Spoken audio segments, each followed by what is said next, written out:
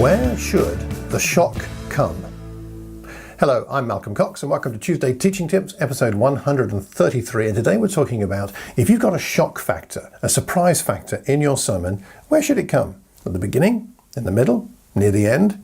Is there a way of telling what and where the best position is for something that's a surprise? It's on my mind because my friend Stefan Wolmerans was preaching this last Sunday and he used a video. Great video. I wish I had found it and used it before him. I have to give him credit for finding it. He used a great video which he used in his sermon to great effect. It was quite near the beginning of the sermon. You'll see it in his sermon if you want to check it out at the Thames Valley Churches of Christ website or YouTube channel. And I'm going to insert it into the video so you can watch it for yourself. It's quite short, it's about a minute, maybe less.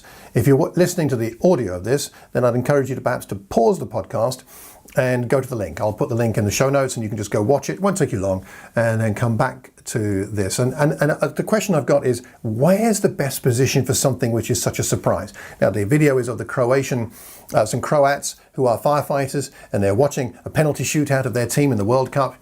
And in it, the alarm suddenly goes off, there's a fire somewhere, and it is hugely impressive what happens. I won't spoil it by telling you the rest, but watch it and see what you think.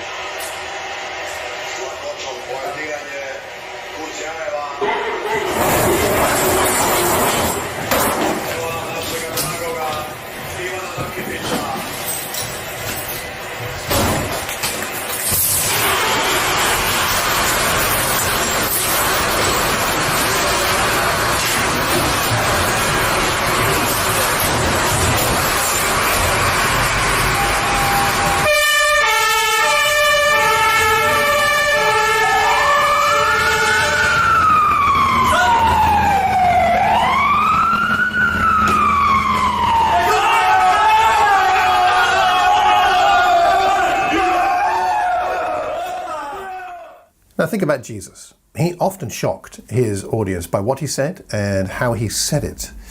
And sometimes the shocks were near the beginning. In Luke 15, verses 11 and 12, Jesus continued, "There was a man who had 2 sons. The younger one said to his father, 'Father, give me my share of the estate.' So he divided his property between them." Right at the beginning of the parable, Jesus says something to his audience that would have been incredibly shocking. It doesn't shock us so much these days, at least in the Western culture. But the idea of a younger son doing this, effectively saying, "I don't want to be known as your son," and making his father divide the property, it's like saying, "I want you dead, Dad." It would have had an incredible sense of shock to the people hearing him. That's at the beginning of the parable. And there are other shocking things in the parable, but it starts with quite a bang in that context. But then again, you've got other passages like in, let me find my reference here, in Luke 10. And Jesus says a man was going down to Jericho, tells the story of the man going to Jericho, and that he's half dead, and who comes along? A priest comes along, and then a Levite, and then a Samaritan. So that the shock is that the Samaritan is the one who shows compassion on the man there. It should have been the Levite, should have been the priest. Turns out to be the Samaritan. What a shock to a Jewish audience that a Samaritan would do this. This is part way through, maybe halfway through, maybe a little more than halfway through the parable, a different position for the shock. Well, what's the better position?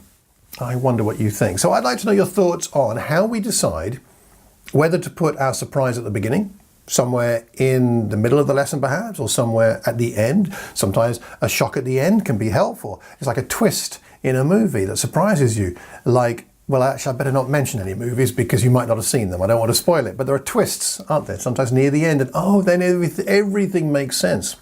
That can be good. Sometimes it's good to have the shock at the beginning because, it gets our attention and makes us pay attention, which is what Stefan's use of the video did on Sunday. Perhaps other times, the surprise needs to come somewhere else because that's where it's relevant. Well, how do you decide?